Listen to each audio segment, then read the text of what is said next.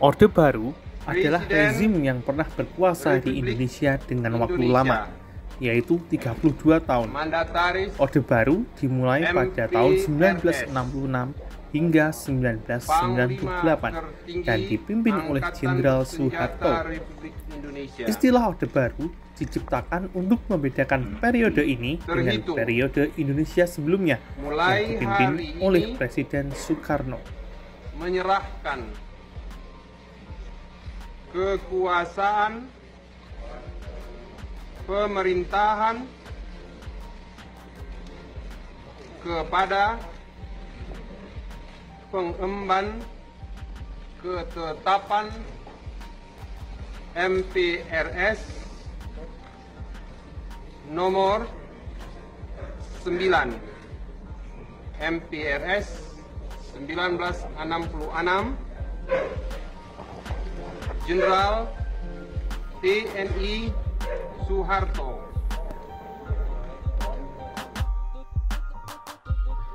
Masa pemerintahan ini berlangsung sejak diterimanya Surat Perintah 11 Maret atau Super Semar pada 11 Maret 1966 oleh Jenderal Soeharto dan berakhir ketika reformasi terjadi pada tahun 1998. Namun, kebenaran mengenai penyerahan pemerintahan kepada Soeharto melalui Super Semar hingga saat ini masih menuai perdebatan.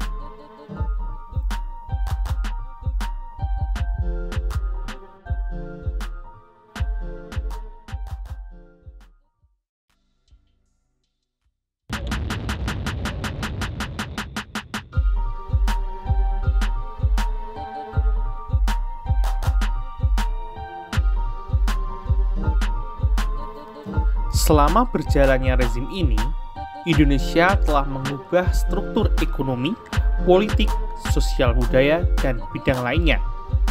Sejarah Orde Baru banyak sekali diwarnai dengan catatan negatif di bidang politik, HAM, militer, maupun sosial. Sayangnya, beberapa pengaruh dari perubahan-perubahan atau catatan negatif di era Presiden Soeharto ini bahkan masih terasa sampai saat ini. Setelah gerakan 30 September 1965 atau G30S ditumpas, berdasarkan berbagai bukti yang berhasil dikumpulkan, Partai Komunis Indonesia atau PKI dituding sebagai dalangnya. Hal ini memicu kemarahan rakyat. Bentrokan fisik antara masyarakat yang setia pada Pancasila dan Undang-Undang Dasar 1945 dengan massa PKI terjadi di Jakarta serta berbagai daerah di seluruh Indonesia.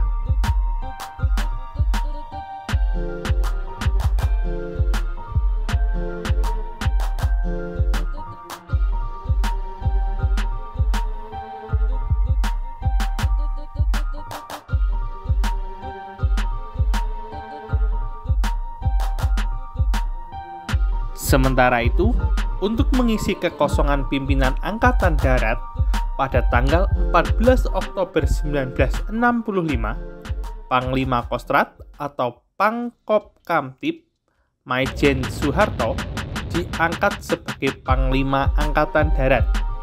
Bersamaan dengan itu, dimulai tindakan-tindakan pembersihan terhadap unsur-unsur PKI dan ormasnya.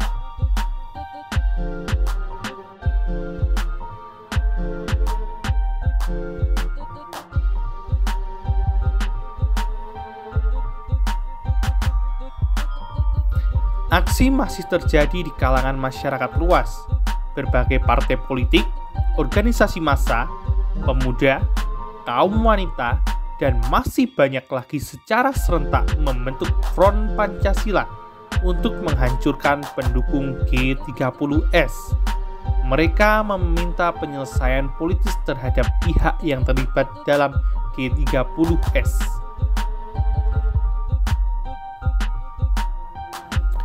Kesatuan aksi saat itu meliputi KAMI atau Kesatuan Aksi Mahasiswa Indonesia, KAPI atau Kesatuan Aksi Pemuda Indonesia, KAPPI atau Kesatuan Aksi Pemuda Pelajar Indonesia, KASI atau Kesatuan Aksi Sarjana Indonesia, dan lain-lain. Kesatuan aksi yang tergabung dalam Front Pancasila kemudian dikenal dengan sebutan Angkatan 66.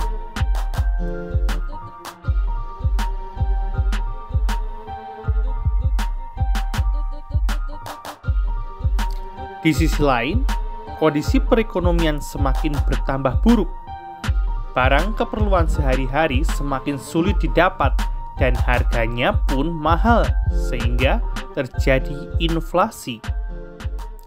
Pemerintah sempat membuat keputusan pemotongan nilai mata uang rupiah dari 1.000 menjadi Rp1. Akan tetapi, harga barang bukan semakin menurun, malah kian tinggi. Pelajar yang tergabung dalam Front Pancasila bahkan menyatakan kebijakan ekonomi pemerintah saat itu tidak dapat dibenarkan.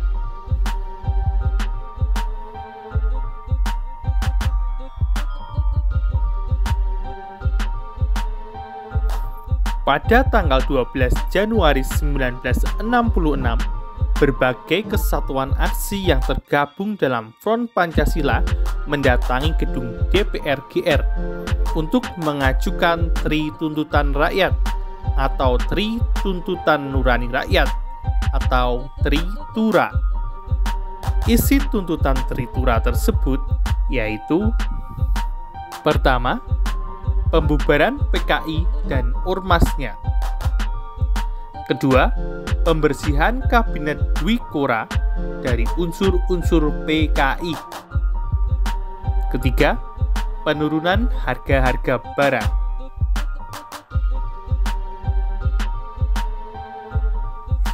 Akhirnya, pada tanggal 21 Februari 1966, Presiden Soekarno mengumumkan perubahan kabinet. Namun, perubahan tersebut tidak memuaskan hati rakyat Indonesia karena masih banyak tokoh diduga terlibat dalam G30S ada di dalam kabinet baru yang dikenal sebagai Kabinet 100 Menteri.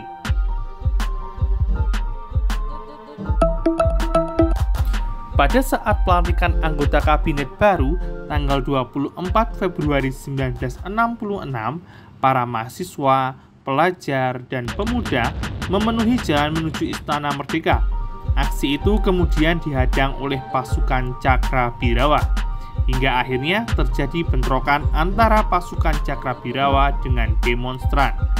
Peristiwa ini mengakibatkan seorang mahasiswa Universitas Indonesia (UI), Arif Rahman Hakim, gugur.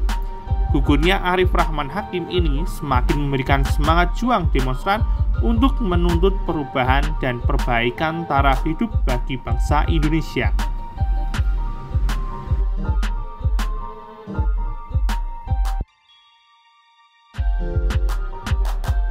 Melihat situasi semakin tak terkendali, Presiden Soekarno akhirnya menyusun Surat Perintah 11 Maret atau Super Semar untuk Jenderal Soeharto. Isi Super Semar adalah untuk mengendalikan kondisi negara dan mengamankan wibawa pemerintah. Soeharto akhirnya mengatasi keadaan serba tidak menentu dan sulit terkendali sehingga Orde Baru pun dimulai.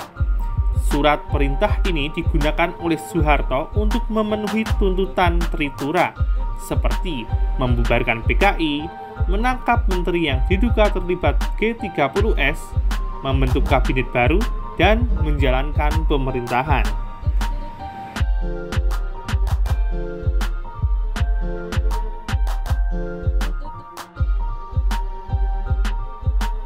Adapun ciri-ciri pemerintahan Orde Baru adalah sebagai berikut.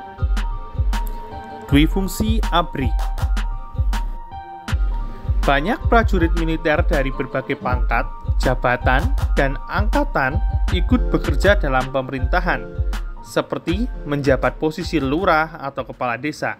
Hal ini dianggap sebagai tanda menguatnya KKN atau korupsi, kolusi, dan nepotisme dalam rezim Orde Baru. Terbatasnya pilihan politik. Pemilu 1977 hanya diikuti oleh 3 partai politik, yakni PDI, P3, dan Golongan Karya. Penyederhanaan ini dilakukan untuk membatasi banyaknya ideologi yang berkembang. Pembagian tersebut diharapkan dapat menciptakan kestabilan politik. Sayangnya, menyederhanakan pilihan politik justru menguatkan golongan karya. Kejadian ini dapat dimungkinkan karena Soeharto membuat kebijakan yang mendukung kemenangan golongan karya, seperti peraturan monoloyalitas PNS.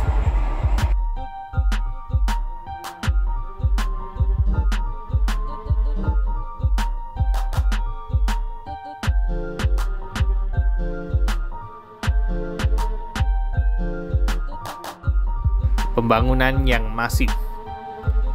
Pemerintahan Orde Baru mempunyai tekad untuk menempatkan pembangunan infrastruktur fisik dan non-fisik sebagai prioritas. Hal ini sebagai respon atas kekacauan ekonomi yang terjadi pasca 1965. Selain itu, pemerintah juga membuka penanaman modal asing dan dalam negeri untuk masuk serta membuka usaha di Indonesia. Melalui modal tersebut, pembangunan dapat berlangsung lancar dan perekonomian kembali normal. Meski demikian, kebijakan penanaman modal ini disebut hanya menguntungkan keluarga cendana karena sebagian besar bisnis di Indonesia saat itu dikelola oleh anggota keluarga Soeharto. Pemerintahan sentralistik. Sistem pemerintahan sentralistik menguatkan kekuasaan pusat terhadap daerah. Hal ini disebabkan ketergantungan yang tinggi dari pemerintah daerah atau keputusan pemerintahan pusat. Pada masa Orde Baru, kebijakan pemerintahan sentralistik ini berupa kebijakan ekonomi dan pembangunan, sekaligus penerapan kebijakan politik.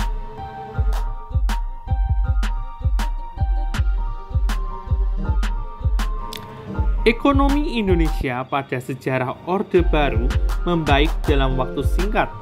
Hal ini terjadi karena bantuan aliran modal yang dibuka lebar melalui konsorsium IGGI. Rezim Orde Baru dapat membuat kestabilan ekonomi bahkan sebelum tahun 1970. Pembangunan ekonomi nasional Orde Baru dilakukan melalui Repelita. Program Repelita ini didasarkan atas pemerataan pembangunan, pertumbuhan ekonomi, dan stabilitas nasional. Sementara pada perkembangan politik masa Orde Baru selama 32 tahun memiliki proses politik sangat dinamis. Pemerintah berhasil menyelenggarakan 6 kali pemilu pada tahun 1971, 1977, 1982, 1987, 1992, dan 1998.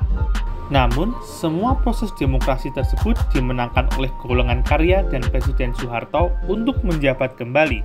Hal ini dinilai sebagai cara pemerintah mempertahankan kekuasaannya.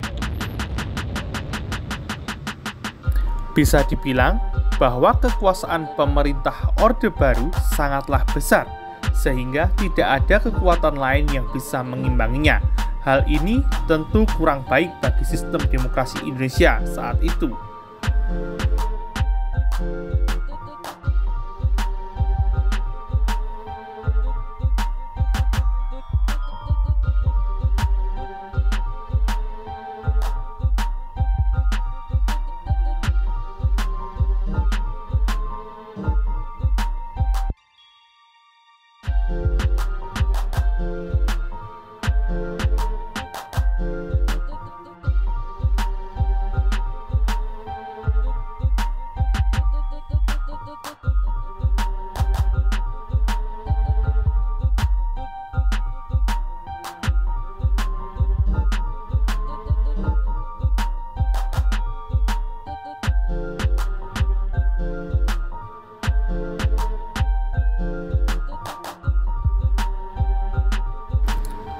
Berakhirnya masa Orde Baru di Indonesia ditandai dengan adanya krisis ekonomi yang melanda sejak tahun 1997. Krisis tersebut membuat nilai tukar rupiah jatuh. Badai krisis moneter berlarut-larut akhirnya memancing kelompok kritis di masyarakat. Kelompok kritis menilai permasalahan ekonomi ini bertumbuh pada kesalahan urus pemerintah Orde Baru. Situasi yang awalnya hanya berupa krisis ekonomi berkembang menjadi krisis kepercayaan.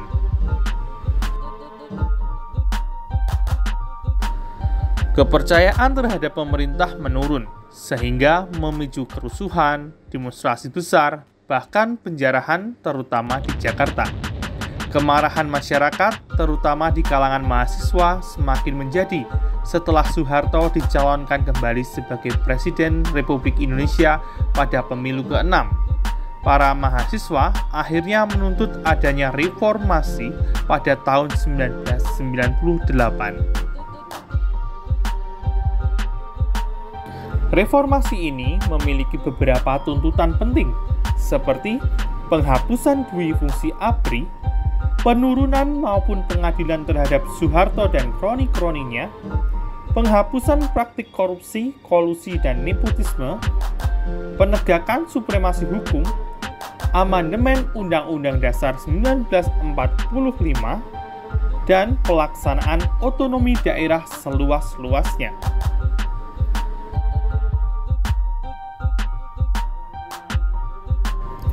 Melihat tuntutan reformasi semakin besar, Presiden Soeharto akhirnya menyampaikan pengunduran diri pada tanggal 21 Mei 1998.